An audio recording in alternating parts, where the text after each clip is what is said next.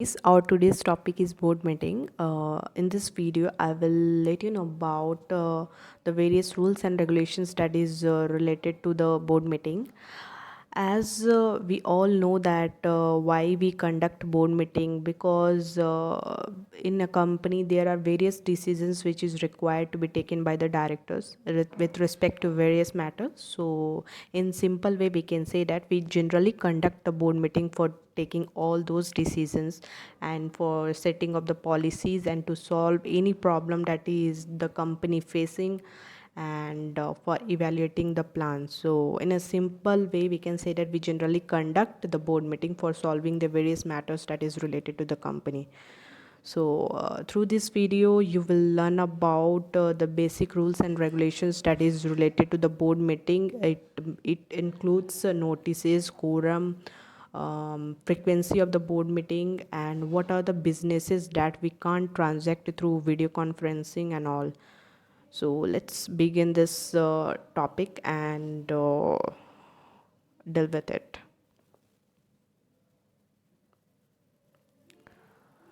See, in case of board meeting, first of all, we should keep in our mind the certain rules and regulations that is relating to the frequency of the board meeting. For any company, first board meeting जो है ना, that should be conducted within 30 days of the 30 days of the date of the incorporation of company. अगर आपकी company जब incorporate हुई है उस दिन से लेके 30 डेज़ अपने काउंट करेंगे, उस 30 डेज़ के अंदर फर्स्ट बोर्ड मीटिंग जो है कंपनी की हो जानी चाहिए. सो रूल्स एंड रेगुलेशंस यही बोलते हैं कि फ़र्स्ट बोर्ड मीटिंग किसी भी कंपनी का 30 डेज़ के अंदर हो जाना चाहिए from the date of incorporation of company. And उसके अलावा ये भी बोला जा रहा है कि मिनिमम आपको कम से कम 4 बोर्ड मीटिंग तो कंडक्ट करने ही पड़ेंगे हर year. It is talking about the minimum 4 board meeting, not talking about the maximum. Maximum you can conduct any number of board meeting. So maximum के लिए कुछ रिस्ट्रिक्शन नहीं बोला गया है, आप कितना भी कंडक्ट कर सकते हो, बट फॉर मिनिमम आपको 4 बोर्ड मीटिंग हर साल करना ही पड़ेगा. एंड उसके अलावा आपको ये भी नोटिस करना पड़ेगा कि 2 बोर्ड मीटिंग के बीच में 120 डेज से ज़्यादा गैप नहीं होना चाहिए. सो 120 days it is approx 4 month से ज़्यादा गैप नहीं होना चाहिए. इस चीज़ का ध्यान रखना पड़ता है हमें. एंड ये तो था बेसिक जितने भी कंपनीज़ हैं उनके लिए. लेकिन कुछ कंपनियां जैसे कि 1 पर्सन कंपनी है, small companies there, dormant company, section 8 company, for all this type of companies, इन लोगों के लिए रूल्स एंड रेगुलेशंस में थोड़ा रिलैक्सेशन दिया गया है. एंड फॉर दीज कंपनीज़ यहाँ पे बोला जा रहा है at least 1 board meeting should be conducted in each of the half of the calendar year. तो साल भर में आपको कम से कम 2 बोर्ड मीटिंग कंडक्ट करना, हाफ ईयरली आपको करना होगा. तो एक बोर्ड मीटिंग हाफ ईयरली कर लिया और एक लास्ट में कर लिया, तो अपने को कम से कम 2 बोर्ड मीटिंग कंडक्ट करना पड़ेगा with respect to these mentioned company, that is OPC 1 person company हो गए, स्मॉल कंपनी, एंडोमेंट कंपनीज वगैरह जो हो गए. और 2 बोर्ड मीटिंग में यहाँ पे बोल रहा है कि जो गैप है वो लेस देन 90 डेज से कम नहीं होना चाहिए. मतलब कि 2 बोर्ड मीटिंग में कम से कम 3 मंथ्स से कम गैप नहीं होना चाहिए. उससे ज़्यादा गैप हो सकता है, उससे कम नहीं होना चाहिए. So here it is talking about not less than 90 days. लेकिन ऊपर वाले केस में बोल रहा था कि not more than 120 days, 120 days से ज़्यादा का गैप नहीं होना चाहिए. और यहाँ बोला जा रहा है कि 90 डेज से कम का गैप नहीं होना चाहिए. सो ये थोड़ा डिफरेंस है. You should remember these things with respect to the frequency of board meeting.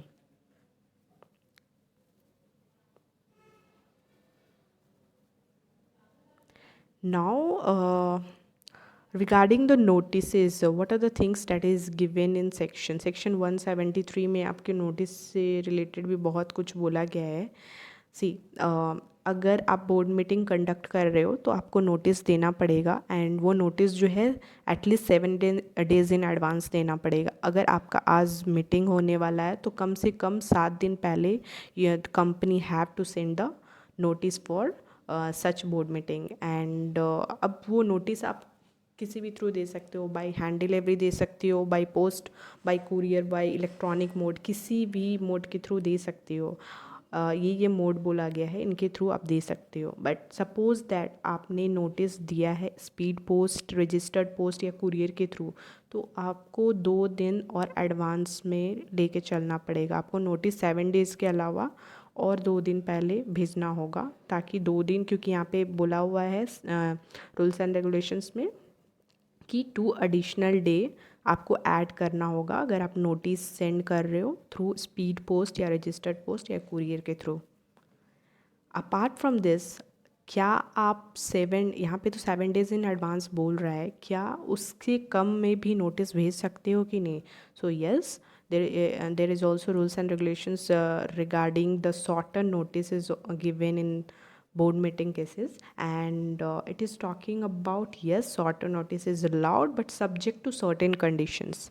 कुछ कंडीशंस हैं, उनको आपको फुलफ़िल करना होगा, तो ही आप जो है शॉर्टर नोटिस पे उस मीटिंग को बुला सकते।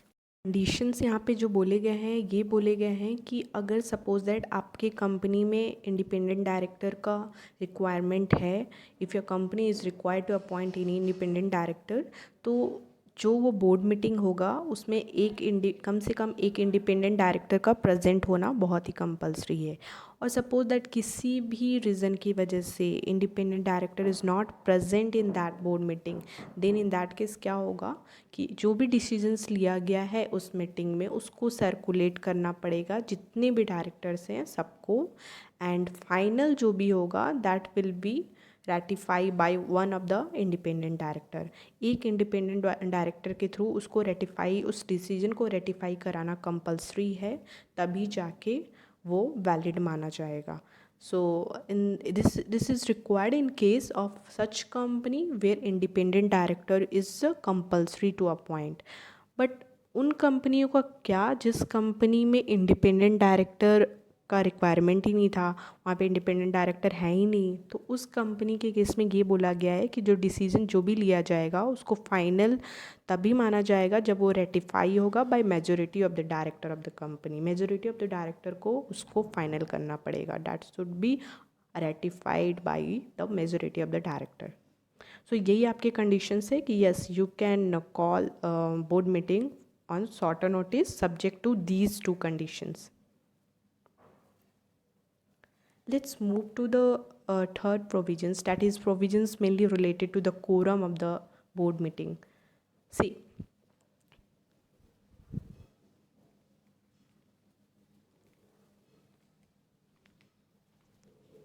as per section 174 subsection 1 में बोला गया है कि कोरम जो है इस मीटिंग का होना चाहिए 1/3 ऑफ द टोटल स्ट्रेंथ और 2 directors whichever is higher. अपने कंपनी में जितने भी डायरेक्टर हैं उनका अपने 1/3 पहले निकालेंगे। सपोज दैट अपने कंपनी में 7 डायरेक्टर है, तो 7 डायरेक्टर का अगर हम 1/3 निकालते हैं तो हमारा आता है 2.33। एंड रूल्स एंड रेगुलेशंस में फ्रेंड्स ये भी बोला गया है कि अगर कोई भी राउंडिंग फिगर आता है तो उस राउंडिंग फिगर को अपने कंसिडर करेंगे 1। तो हमारा अगर कंपनी में से हमारे कंपनी में अगर 7 डायरेक्टर हैं उसका हम लोग 1/3 निकालते हैं, देन इट इज़ कमिंग 2.33। तो हम लोग इसका राउंड अप करते हैं तो इसका राउंड अप अपना 3 आएगा। तो यहाँ पे बोला क्या है 1/3 ऑफ टोटल स्ट्रेंथ और 2, तो 1/3 जो हमारा आया 3 and second criteria is given है 2। दोनों में से जो हायर है वो कंसिडर करेंगे अपने कोरम के लिए। तो हमारा कोरम क्या हुआ, हमारा कोरम हुआ 3।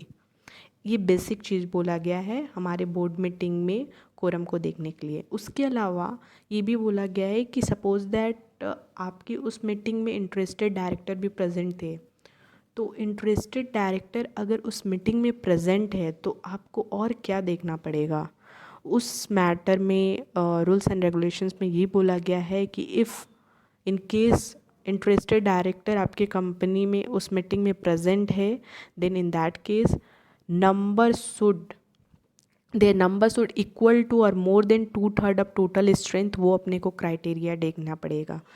तो 2/3 ऑफ टोटल स्ट्रेंथ पहले अपने निकालेंगे। हमारे कंपनी का टोटल स्ट्रेंथ ऑफ डायरेक्टर है 7।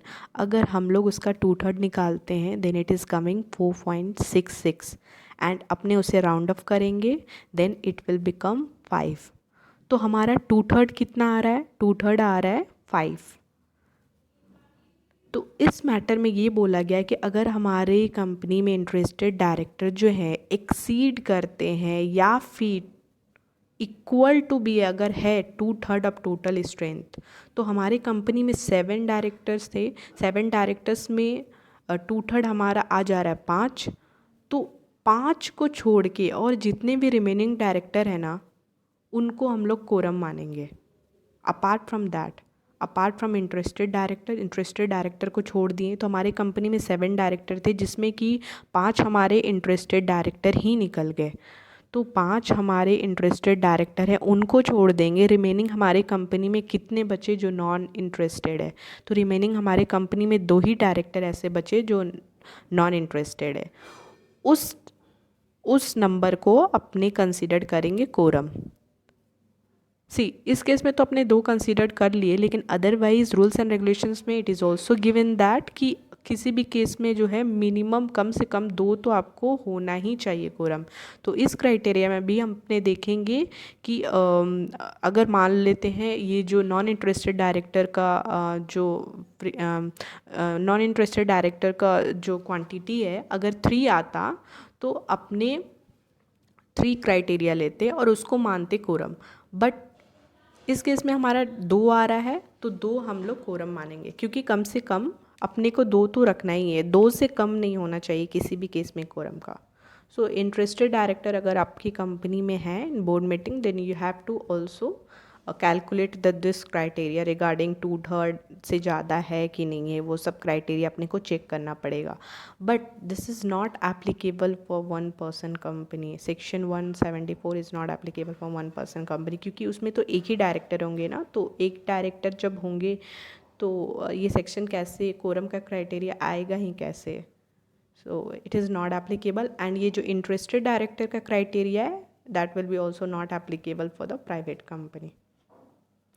अपार्ट फ्रॉम दैट अगर हम लोग सेक्शन 8 कंपनी का देखते हैं तो सेक्शन 8 कंपनी में भी क्राइटेरिया कुछ डिफरेंट दिया हुआ है। सेक्शन 8 कंपनी के लिए बोला गया है कि इस केस में अपने कोरम देखेंगे 8 मेंबर्स और 25% ऑफ टोटल स्ट्रेंथ।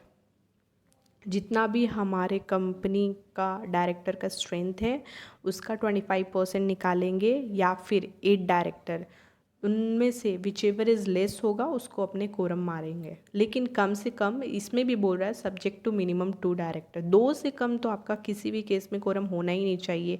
कम से कम आपका 2 तो होगा ही, उसके नीचे बिल्कुल नहीं हो सकता। तो सेक्शन 8 कंपनी के लिए एक ये क्राइटेरिया बोला गया है।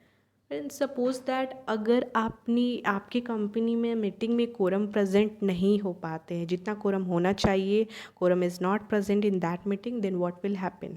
सो in that case the board meeting will be adjourn हो जाएगा। और वो बोर्ड मीटिंग जब एडजर्न होने के बाद कब होगा, कहाँ होगा, उसके लिए बोला गया है कि if your article provide for any thing criteria related to the adjournment of board meeting then you have to follow that criteria. But suppose that article is not providing any criteria regarding that, then in that case जो board meeting adjourn हुआ है वो next week होगा, same day same place पे होगा।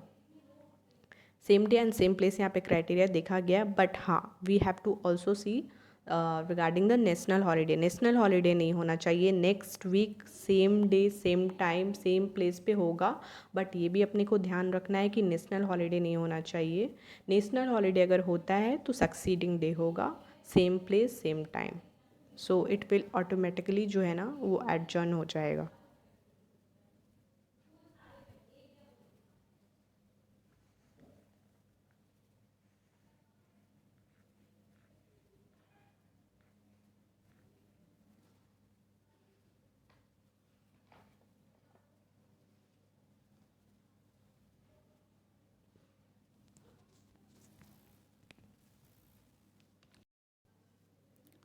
And we can also conduct the board meeting through the video conferencing or else audio visual means, but कुछ हमारे matters जो कंपनी के ऐसे होते हैं उन सब मैटर्स को अपने जो है डेल्ट नहीं कर सकते उस मीटिंग में through video conferencing and audio visual means, उसमें सारे डायरेक्टर्स का फिजिकली होना, physically present is required, and those matters such as approval of annual financial statement. अगर आपकी कंपनी का एनुअल फिनेंशियल स्टेटमेंट अप्रूव कराना है आपको, तो उस केस में जो है वीडियो कॉन्फ्रेंसिंग के थ्रू मीटिंग नहीं करना होता है।